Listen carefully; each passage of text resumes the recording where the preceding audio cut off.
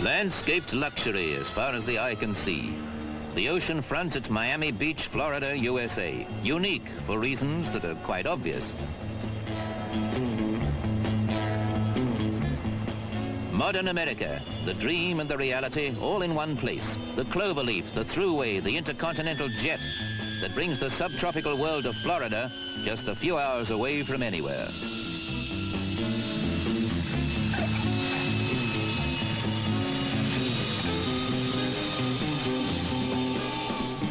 "50 years ago, this land was a swampy wilderness, and would have stayed that way if it hadn't been for the spirit that took pioneers south in search of sun, as well as west in search of land and gold. The big discovery that changed everything was that in Florida, there's no such word as winter. Ever since the news broke, people have been hurrying south at the first sign of frost.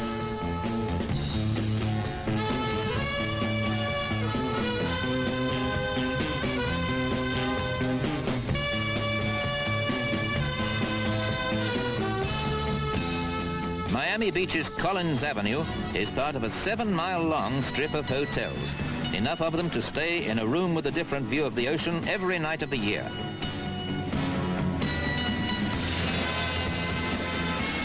The fact that there's no such thing as winter means that summer, May to September, is the off-season, Miami's topsy-turvy twist to tourism. In summer, the prices go down, although the temperature goes up a little.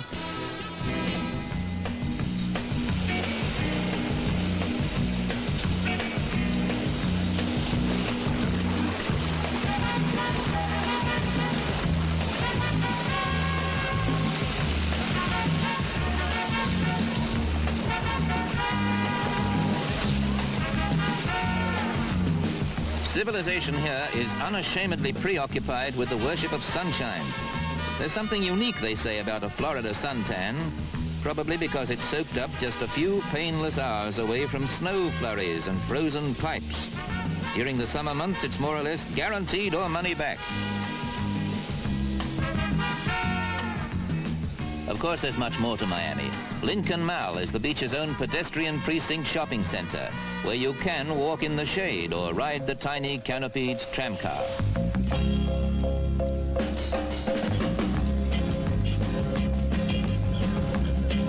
Sooner or later, even the most avid sunbather leaves the beach and takes a trip by monorail round the famous Seaquarium, a sea circus aquarium with an all-day action-packed program.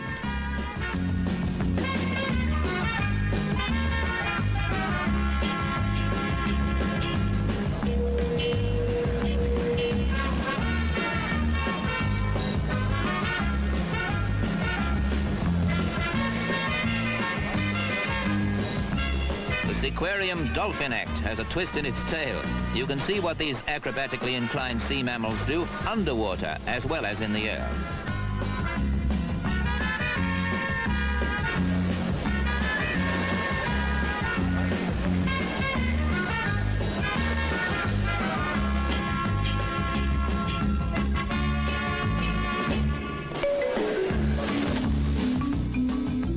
Even dolphins seem amused by their own antics. Deep-sea fishing just a few miles off the beach is usually more serious where the experts are concerned, but captain and mate are there to help anyone in mastering the art of wrestling with blue marlin, blackfin tuna, tarpon sailfish and the other big fish game that swarm these always warm waters. There's room for 6 in a boat, and the price for a day or half a day includes bait, tackle, and the expert advice. Where the fish run may not be so easy to organize, but few first-timers come back empty-handed.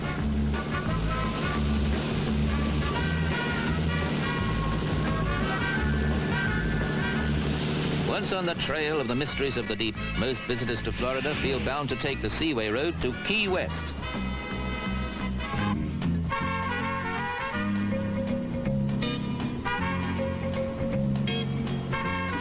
Key West, at the end of the 200-mile string of offshore islands, is the USA's southernmost city. Its balconied colonial homes share the tiny island with the recently arrived motel generation.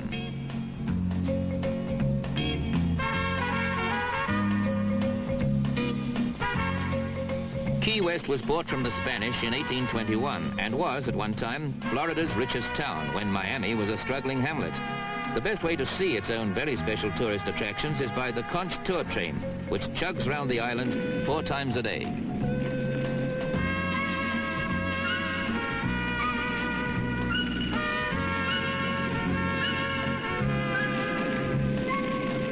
The hotels may be fairly new to Key West, but the seafaring tradition is well established. The ever-present pelicans play a prominent part. Key West is the last of Florida's keys, for the time being, because these islands are always growing around the ever-marching roots of the mangrove trees. As soon as the roots take hold in the water, sand and silt complete the job, nature's own reclamation project. After sunshine, the mangrove is Florida's most persistent emblem, most prolific in the watery wilderness of the Everglades. At Royal Palm Hammock, in the midst of the Everglades National Park, you can take a boardwalk stroll through jungle teeming with natural life.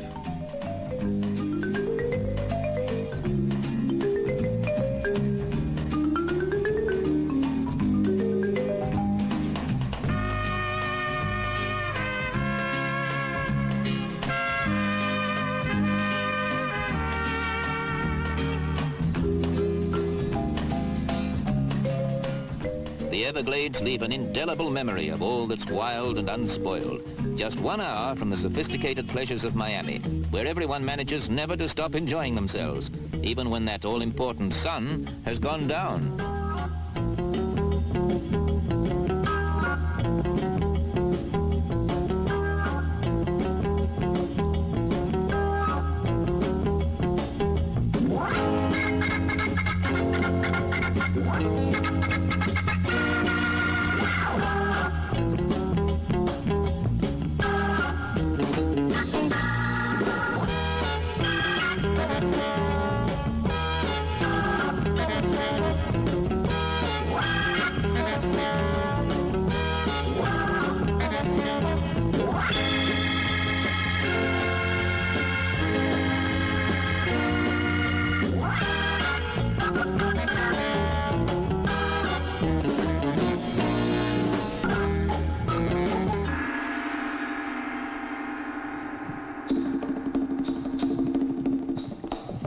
Don't let those Bedouin horsemen mislead you. Pathé Pic's magic carpet has brought you not to the wilderness, but to the threshold of a great modern city. Just follow the thunder of those hooves.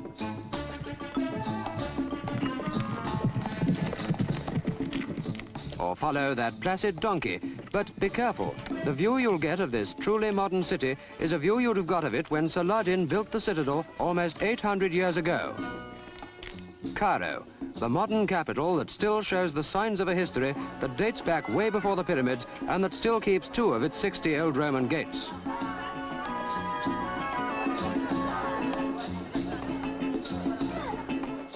Here is where East and West get together, where ancient and modern mingle and mix. The pharaohs first held sway, and then the Romans and the Turks both conquered it before the Arabs set their indelible mark on the place, symbolized by the slender minarets of the alabaster mosque built not much more than a century ago, where today the faithful come to pray.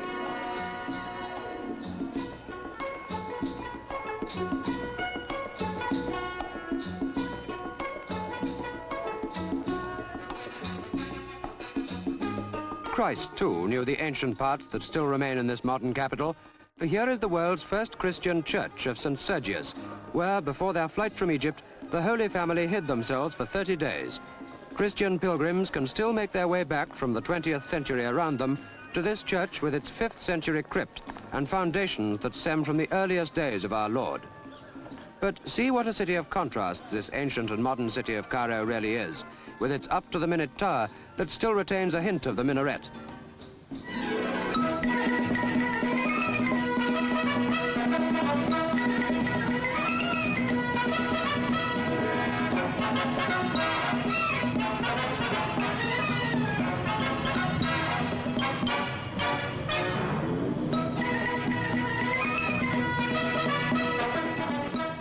ancient inscriptions flanking ultra-modern buildings, and always, wherever you go, the reminding of the day before yesterday, as well as the antiquities.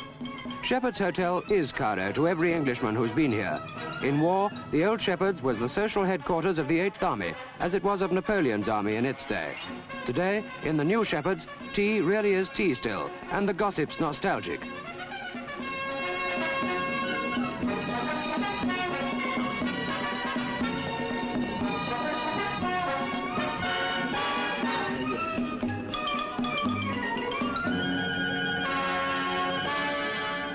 Always there's that river of liquid history, the Nile, linking modern Cairo with days that make sundials newfangled improbabilities.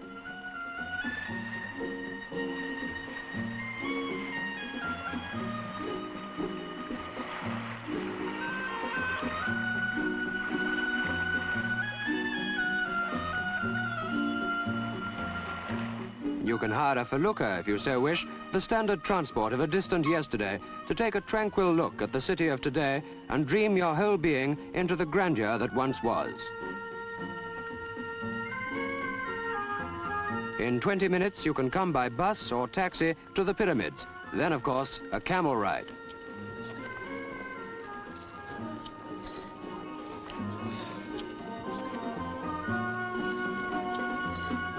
"4,600 years ago, in the dimness of human experience, King Cheops built his great pyramid, and as light dims on Egypt, you'll find you think on the combination you have here of easy modern living and all that's gone before. Here's a place where you sense your ancient affinities while discovering that Cairo can provide you with modern distractions as well.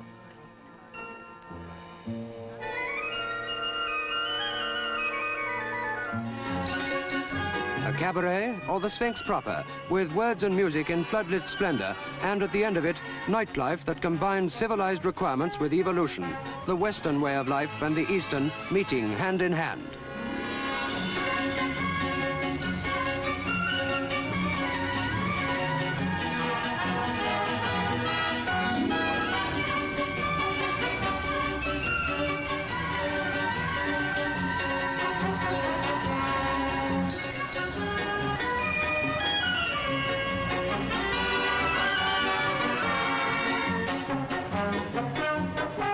In Cairo, English is the second language, and the language number one is the dancer's language, dating back through the ages that all of us, ancient and modern, instinctively appreciate.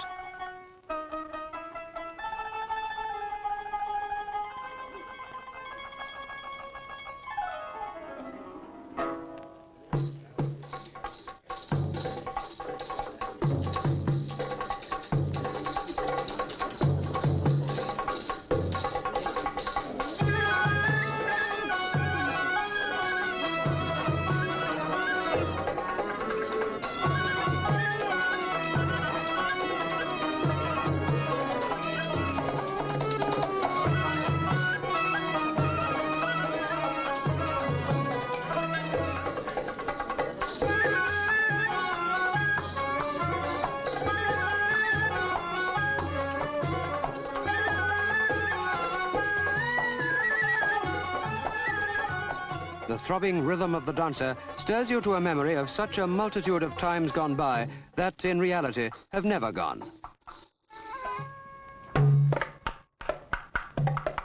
The dawn of history and the dawn tomorrow morning are one and the same exciting thing.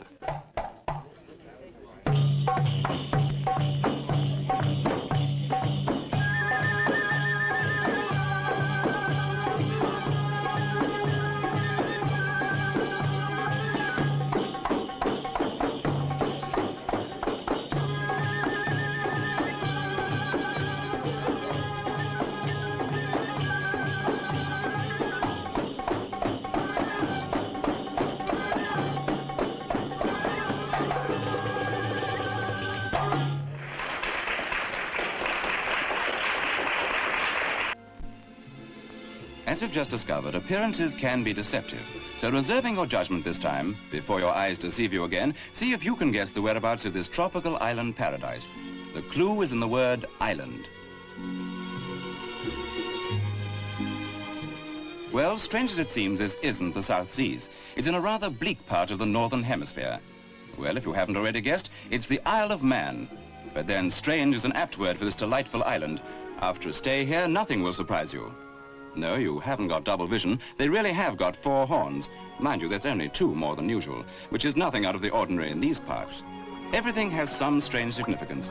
This, for example, is one of the bridges presided over by the fairies.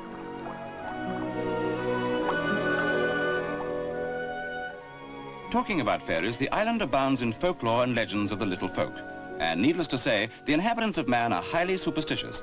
It's not unusual, for example, to see food and drink left outside a house for the little people. Even more common, though, is the tradition of leaving old cottages and homes for the little folk to make use of. Things are left just as they were.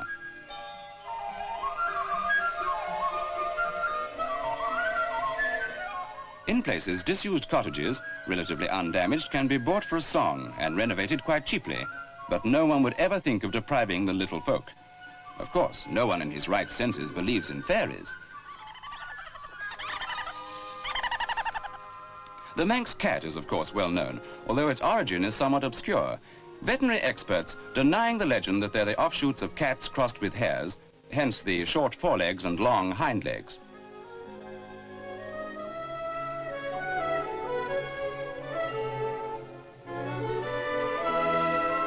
Just as surprising is the Laxey wheel, built over 100 years ago for pumping water out of the lead mines, and run today by a local man purely as a hobby to entertain the tourists. If you want proof that fairies exist, you can go to the Fairy Bridge at Bellona, where, while they may not always come out in the open, they certainly make their presence felt. Local people crossing the bridge always greet the fairies with a wave of the hand. Coach drivers, for example, reflect that this is the place they get their punctures should they happen to forget to salute. And this is the only spot on the island where we, through disrespect, had camera trouble.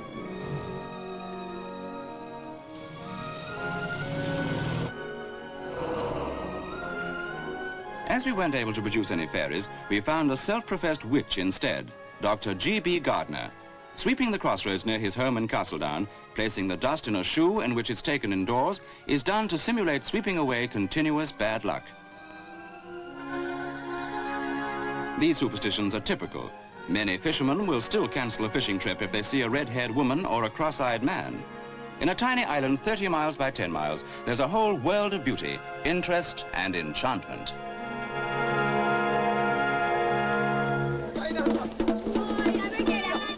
Deadly poisonous snakes, handled with as much respect as a waiter ladling out spaghetti.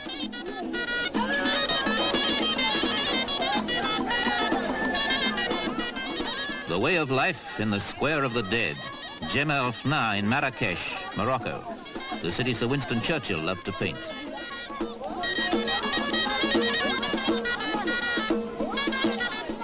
The mystic business of mystifying snakes must be one of the strangest tourist attractions in the world.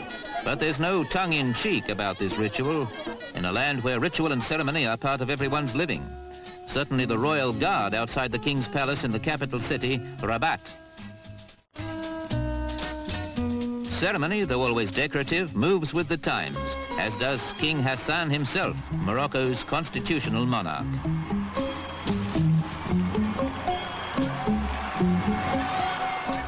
Hassan and the young crown prince are close to the people, especially on this their national day, a time to take stock and announce new policies.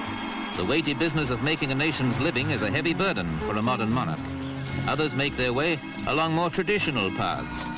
Taking a nation from the Middle Ages into the 20th century is a question of knowing what best to preserve. The filigree carving of the great city gates is a style that survives unaided, as do the medieval bastions. And certainly the storks adding their own touch to traditional Arabic architecture. Traditions are handed on to the illiterate by those who make their living by telling stories. Myths, legends, and heroic tales are passed down, with interruptions for the equally ceremonial taking of mint tea.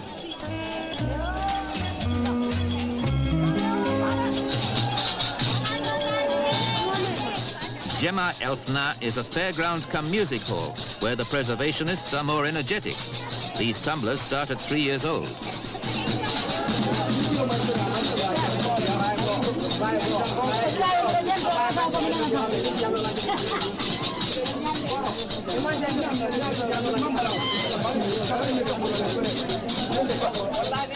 They call Marrakesh the Pearl of the South, Morocco's gateway to the mountains and to the Sahara. If you want to collect a caravan and trek across the desert, this is where you start, the Thursday morning camel market.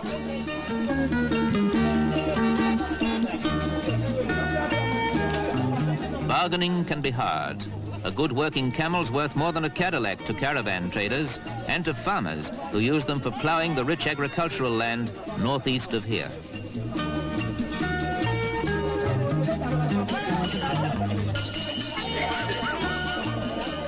Most Muslims don't drink alcohol, but wherever men meet and get thirsty with all that money talk, the water sellers are there too, with their goatskin bags. Hard bargaining for camel connoisseurs is a backcloth for those making another kind of living. And of course, it's a must on every tourist's itinerary.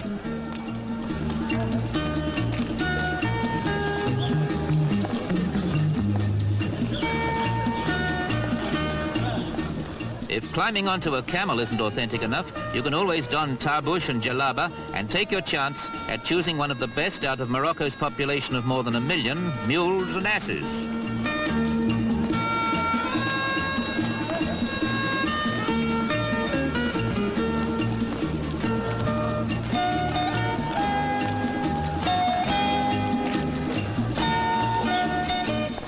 For those who can't afford a camel, a burro is the only means of transport, the all-purpose beast of burden that brings produce from the country to the bazaars of Marrakesh, Fez and the other imperial cities. It may bring hardwood for the butt of a hand-carved antique rifle. Antique even though it's made right here on the spot. The craftsmanship, learned early, is as old as firearms. The inlaid brass has come from some other old gun, and there's nothing new about the sales technique, or the satisfaction of carrying home a genuine Moroccan tribesman's rifle.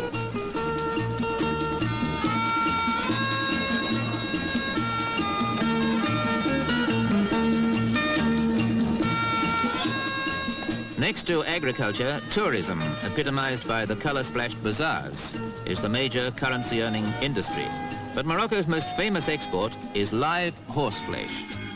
Here, in what could almost be an English country setting, they breed that most cultivated and influential of animals, the Arab.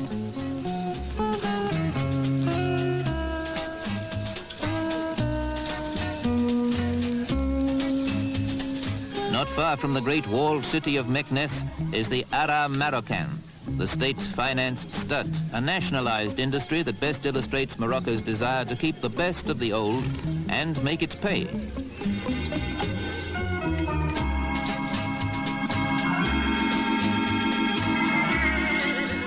Keeping the past profitably alive is something worth cultivating. And if you have the skill to ride an Arab stallion, the courage to trust your handmade antique rifle, and nerve something like steel, you can join the Berber tribesmen in their unique way of celebrating anything from the king's accession, a well-made marriage match, or a fine wine grape harvest.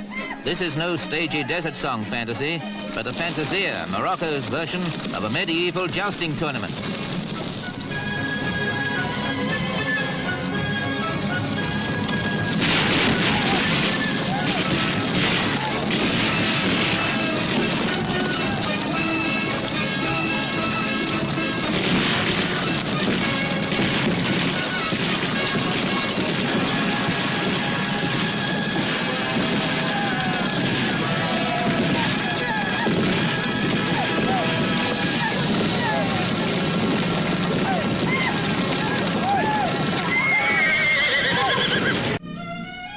Mountain ranges which stab the clouds are testament to the volcanic origin of Madeira, a sunburnt speck in the Atlantic. Madeira means island of wood, and first settlers set fire to its dense forests to clear the ground. But the fire spread and the island blazed for 7 years. One reason why they say Madeira now has such a fertile soil. Bananas flourish the whole year round.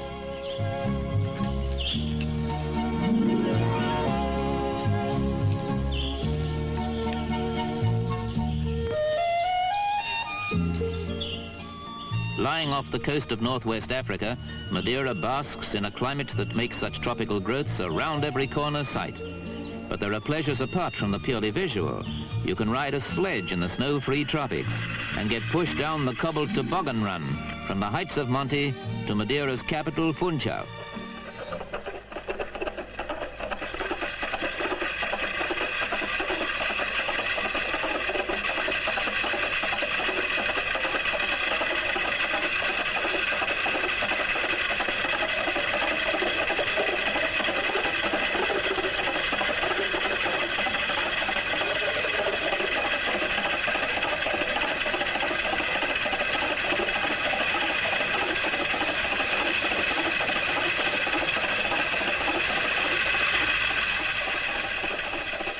Funchal houses a third of the island's population and bustles with ancient and modern contrasts. Christopher Columbus married and settled here, and some forms of transport have hardly changed since he used this port as a base for his voyages of exploration. Though today the bullock carts provide a sightseeing seat in the shade.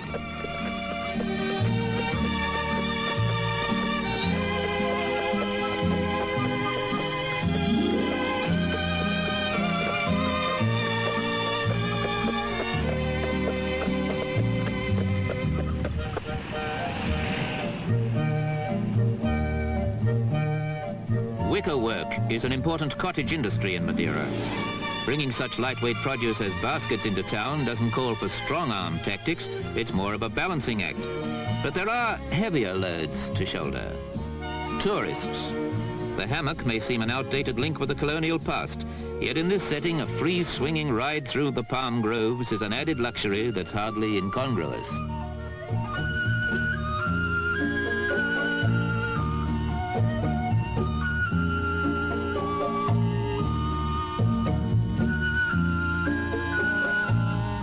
On all sides, the rocky coastline sweeps straight down to the sea, which makes bathing a more energetic exercise than the placid pace of the place will allow. So soaking up the sunshine becomes no more of an effort than a gentle stroll to the hotel pool.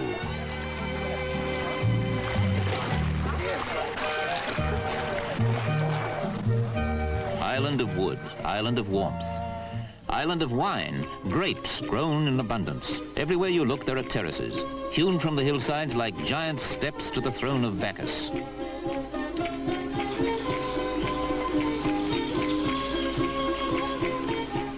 Wine is Madeira's most famous export. Pampered by sun and soil, the grapes grow in ideal conditions. The harvesting starts in August and goes through to October.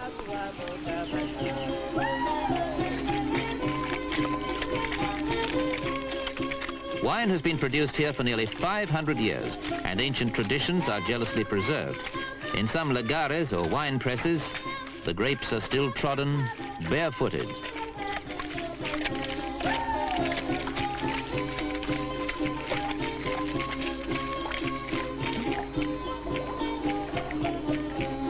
In outlying areas, the grape juice is carried to collecting centers by borracheros, the goatskin carriers. Here you really can have a skinful, but it can be as heavy as a hundredweight. Traditions live on, but modern methods play an increasingly important part. Today, most of Madeira's grapes are mechanically pressed.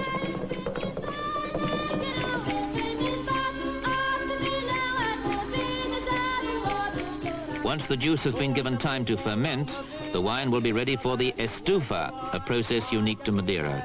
The wine is heated very slowly, then gradually allowed to cool.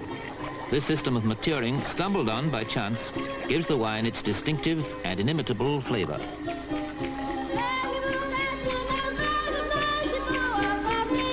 An expert can soon assess the quality of the grape juice, but it takes more than a sense of smell to judge its alcohol content. In the larger stufa tanks, the heating is done under government supervision. An error of timing could produce a wine of lower quality. By law, no wine is allowed to leave the island for 13 months after it comes out of the estufa. But barrel making must go on, and coopering is another tradition which calls for age-old skills. Nothing is left to chance. Nature and machines produce the wine, but man must be the judge. Top shippers of Madeira meet in a sampling room to try out the new vintage.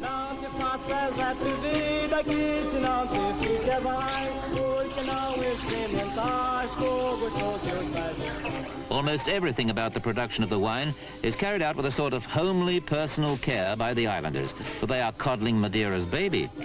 Even the bottling and packing is no streamlined factory process. More of a chatty farewell party, really, because after this it will be shipped across the world to discerning connoisseurs everywhere.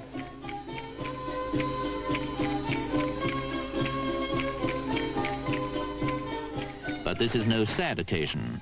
The fruition of months of work is the signal for celebrations. And what better way to celebrate than with a few bottles of Madeira and the gaiety and music of fiesta folk dancing.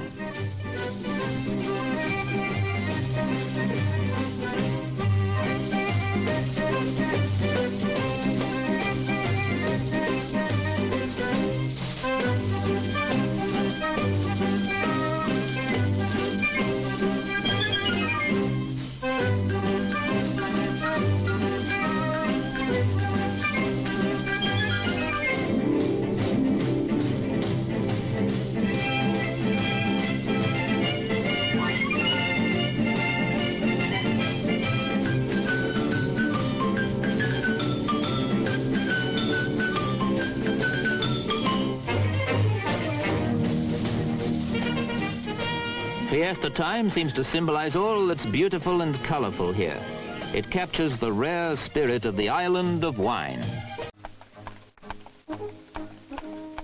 The gypsy life, tinker-style traveling in a covered wagon that's designed for Romany romantics who like a holiday with a difference. You can cook, eat and sleep under a colored canopy, and all the time you're jogging through ever-changing panoramas at real horsepower pace.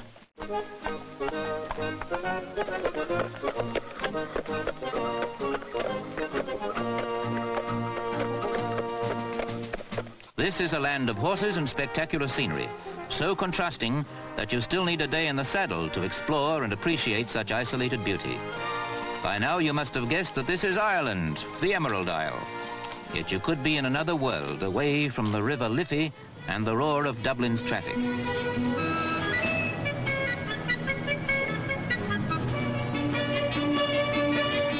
The new Ireland stands side by side the memories of an age when O'Connell Street was the scene of bitter and bloody fighting. Once a city of violence, but always a city of learning and literature. Trinity College, with its million-volumed library, is today's scholarly memory.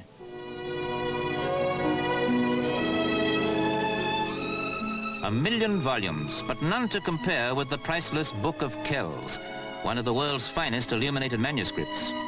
Here you turn back the pages to a picture of Christian life 1,000 years ago. The ever-present past. But forget it if you can, and see Dublin's modern image. A city now of ritzy hotels challenging the rest of the world for hospitality and comfort. And there's even a site to make a mockery of wet weather traditions, palm trees.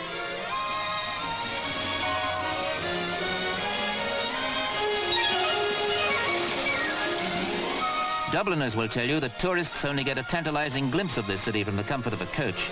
You've got to be here on St. Patrick's Day to sample some of that Irish enthusiasm which bubbles up on the terraces of Croke Park when a hurling match can be a real eye-opener. Who cares if it's all Irish to someone who doesn't know the rules?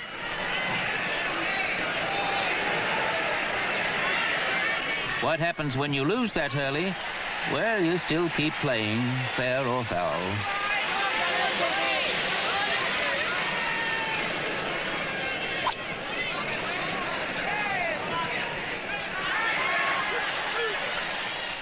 St. Patrick's Day is Ireland, with Irish wit and charm reflected in every side street bar.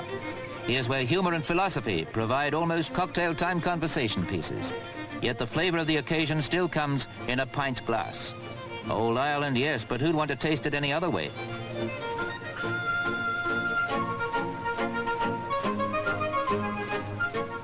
The sober side to St. Patrick's Day is what Irish folk will come back to Dublin for.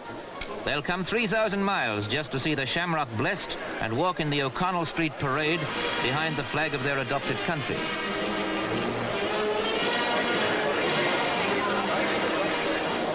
They walk past the very spot where in 1916 the Republic was proclaimed.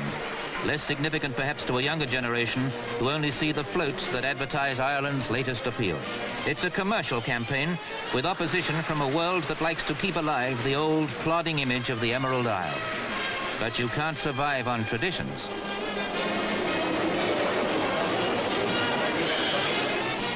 And when the invitation to drink a pinter has passed, what do? Take yourself to the broad acres of Phoenix Park, a vast oasis of nature close to the city, yet with all the animal attractions for the young and young in heart.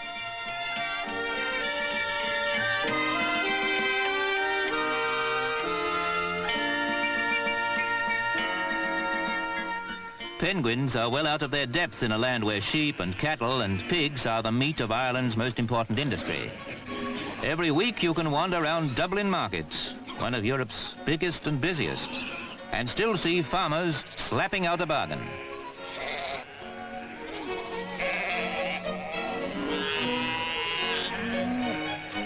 A nod or a wave is good enough to catch the auctioneer's eye, and you couldn't have a more expert audience than this one. They made it their business to be so, like those other farmers of the sea, who know just where and when to go out and fish for Dublin Bay prawns.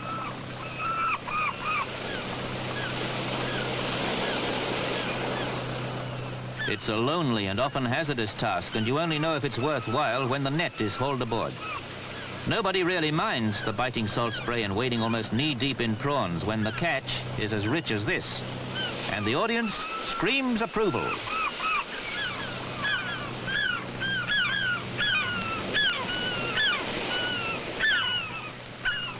The seagulls get a meal on the unwanted fish, and the prawns get topped and tailed and boxed. And most of them will finish up in a freeze-drying unit developed in Ireland and enabling seafood, meat and vegetables to be dried and packed for delivery to world markets that have conveyor belt demand.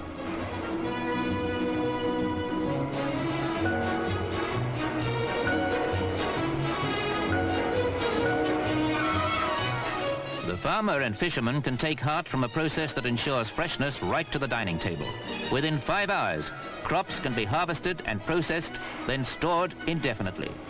Yet in all this revolutionary advance, tradition still digs deep in the marshy boglands. Here you realize why tradition and progress must go hand in hand. In a country with no coal deposits, peat isn't used just to keep the home fires burning. It's farmed ingeniously on spongy bogs so vast that you need a private railway system to run them efficiently.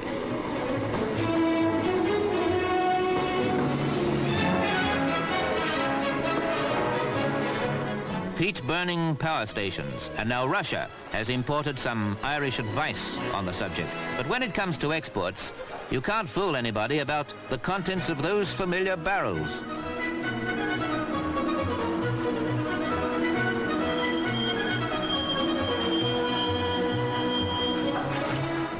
Yes, a land of traditions, yet how far away they seem as ships load and unload their cargoes along the miles of Dublin's waterfront.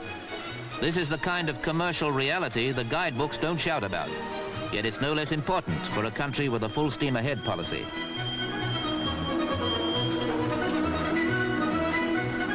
Don't completely cast adrift that old image.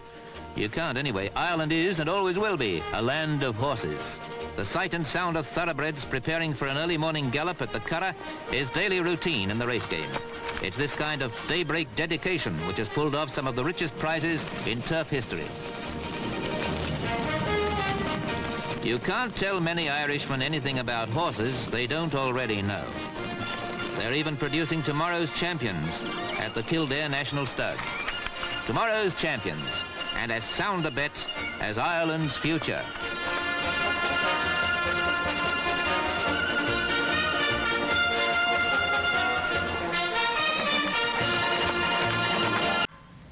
See if you like this place before we tell you where, precisely where, Pathé Pic's magic carpet has suddenly taken you.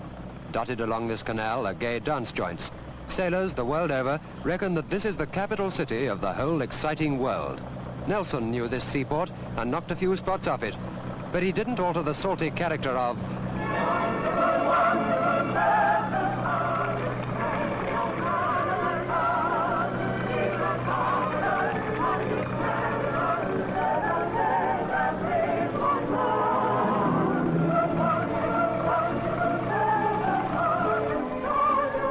Copenhagen, and the song invites us on a journey of gaiety and carefree happiness.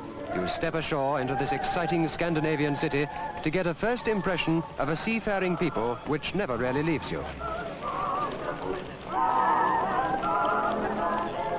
Copenhagen, and it hasn't changed its carefree habits or its frisky liveliness in the lifetime of its oldest inhabitants. Yet it's the youngest city in existence, as young as recurring spring. Everything in life is in walking distance from this fish market, which nestles under the green copper statues and towers and spires that leave you splitting your head for the right adjective.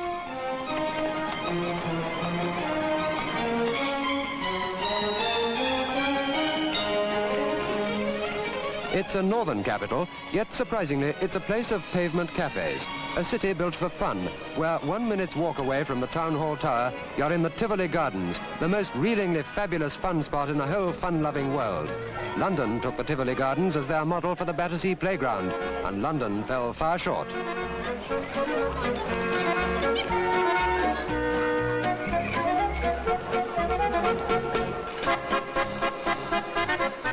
And there the diversified fun of it is, spread out right in the centre of a modern city.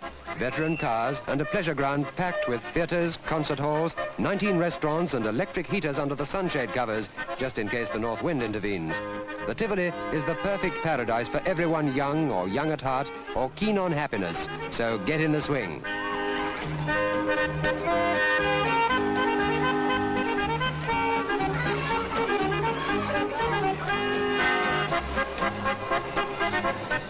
Life goes on at such a pace for all of us that there isn't time to take more than a quick glimpse of the zoo, a children's playground that is in effect another garden of greenery, where most of the animals either are or appear to be at absolute liberty.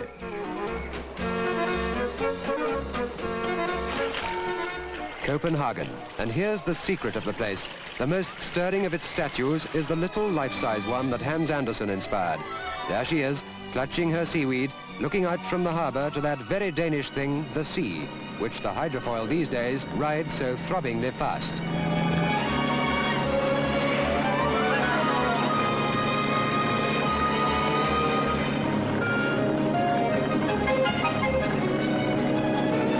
It's as far from Copenhagen to Sweden as it is from Dover to Calais, but in the hydrofoil you do it in 20 minutes. It's like an aeroplane.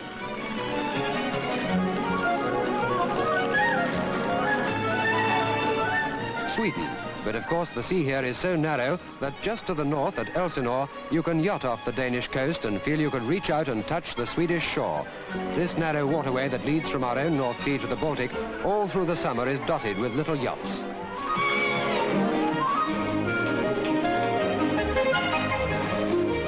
This is the scene that Shakespeare, having got his facts wrong, would have set for Hamlet, Prince of Denmark, because this is Hamlet's castle at Elsinore. It's a castle that was, in fact, built only in the 16th century in Dutch Renaissance style. But it's Hamlet's castle, and it's in tune with all the earlier Copenhagen loveliness.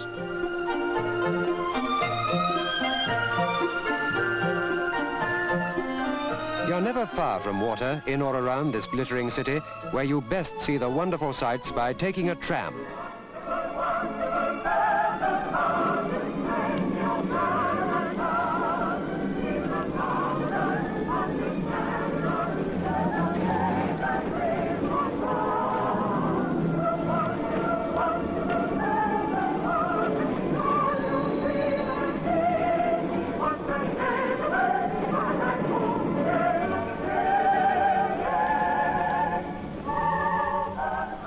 In winter, those horses pull sleighs through the snow to this cafe. At any time, the food is something to see, not only something delicious to eat.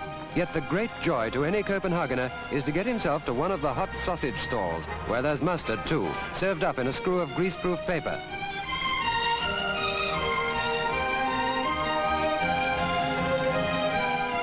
The capital of the world, and it's still a city of cyclists. They're the postmen.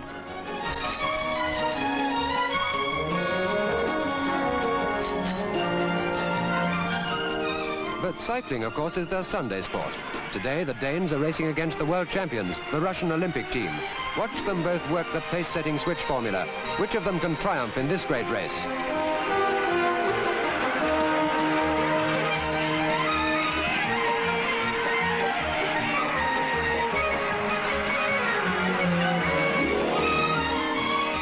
The Danes have won. And now get ready for the cat and mouse contest when the markers are ready, the poker game of the cycle track, the tandem race where you play it cool and bluff and wait your chance.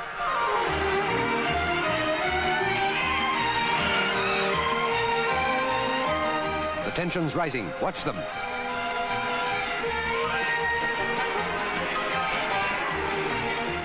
The radio commentator's head is turned by it all, and Denmark has won again by the look of it. Yes, yes, and that calls for celebration. The Tivoli Guard. These Tivoli boys grow up so often to be the King's Guard that goes on parade at the Royal Castle every day. Though in wonderful, wonderful Copenhagen, you're just as likely to see the King or one of the royal princesses out in the street.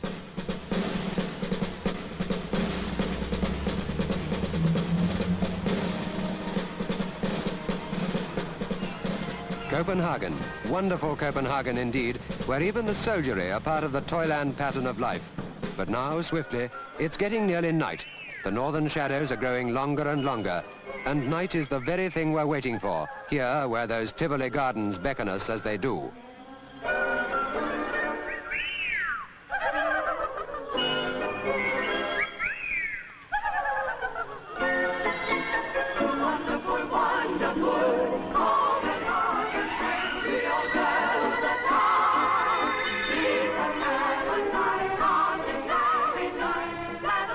Copenhagen is at play.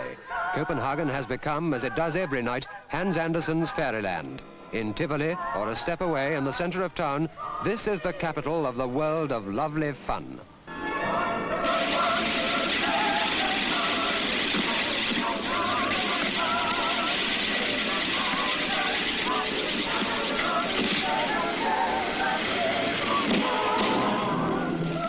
As it was with the green copper spires, when the Tivoli fireworks start, you rack your brain for an adjective magical enough to describe the thrill of it all.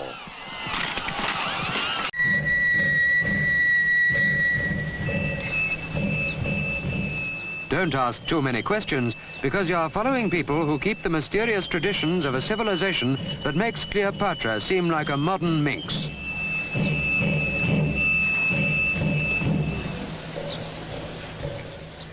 People who still retain something of what went on 3,000 years ago, the Aztecs of Mexico, country of bewildering contrasts and compulsions. You've seen the ancient monuments of Egypt. You're looking now at something that the dry sunshine of Mexico has preserved far more faithfully than the crumbling remains at Giza. For this today is what the Egyptian pyramids themselves looked like before the weather of long centuries took its toll. We in Europe kid ourselves that civilization began over here on the shores of the Mediterranean. But this is a culture that goes back farther than any pharaoh can reach, those Aztecs who bequeathed the country with so many ancient links that it takes your breath away.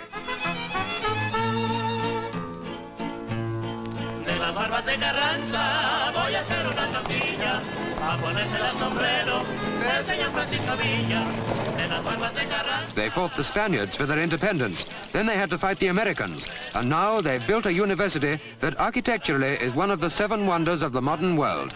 Mexico, where time stands still and where time bounds pulsatingly forward, whichever way you care to look at it.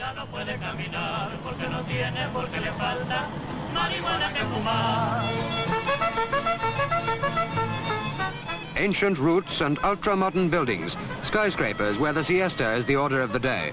It takes an American-style traffic cop to remind you that a historic place like this has an airport linking it to Western reality. Because this is the jumping-off ground that leads to the most magical playground ever carved out of a sleepy yesterday, set side by side with modernity. Get out of that jet aircraft, and before you know it, you're in the wilds, enjoying an old-world rodeo. What you do is you try to grab a bull's tail and swing it to a standstill. Apparently it doesn't hurt, but it isn't easy.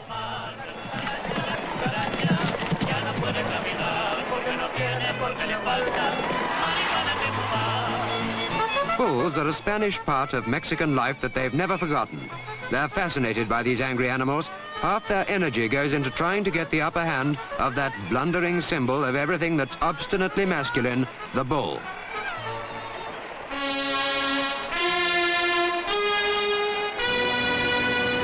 Like it or not, understand it or otherwise, disapprove of the whole savage art of fighting bulls, if you've come to Mexico, you've got to face it. A bullfight is the thing that even the priests go for on a Sunday afternoon.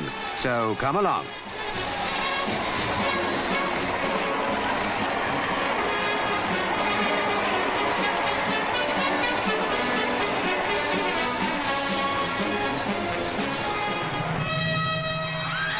there he is, and the bullfight crowd see him as a symbol of snorting evil that in 15 ritual minutes must be overcome.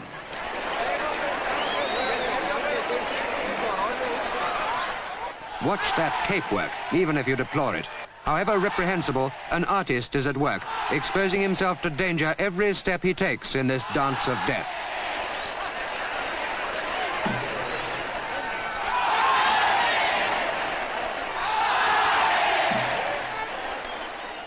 This isn't sport. This is a spectacle dating back to history as ancient as Acapulco, the sudden, new, modern holiday place of today.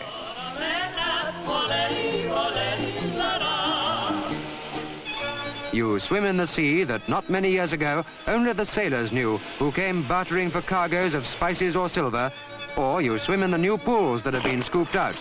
The Pic's magic carpet has carried you to a playground paradise.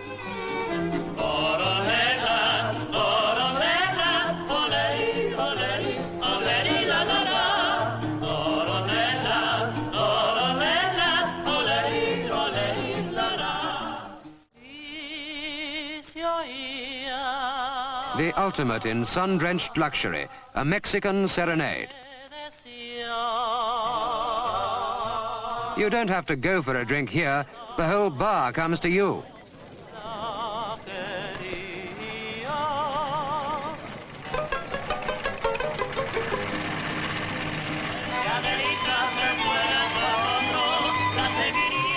This is the country that, incidentally, beats the Americans at their own game of baseball. This is Mexico, where Americans mostly, because they're nearest, can do the sort of fishing that most fishermen would write right out of the realms of possibility. So jump on this magic carpet to join in the holiday fun.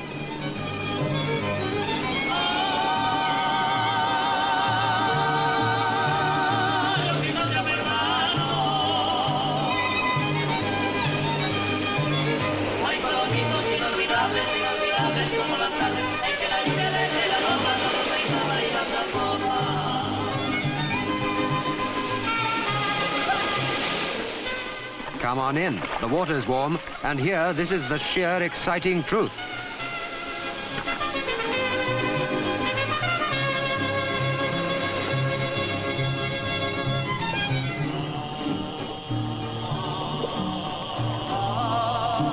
At Acapulco, it rains in summer, but from October to April, it's a playground where you can really live in or under the water or on its brink. With catches like this parrotfish, which cooked tastes every bit as beautiful as it looks when you bring it out.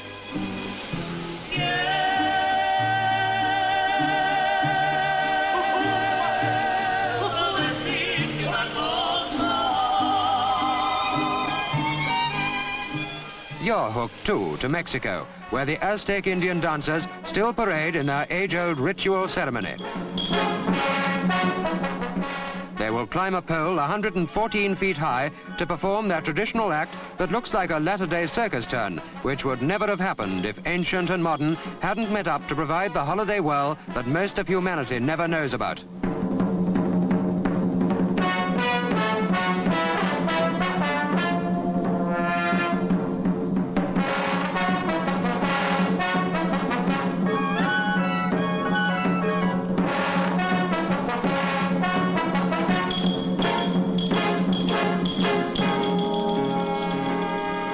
The hardest thing to realize here in this holiday land is that high flyers like this can never come down to earth, which they do, leaving an illusion completely undestroyed.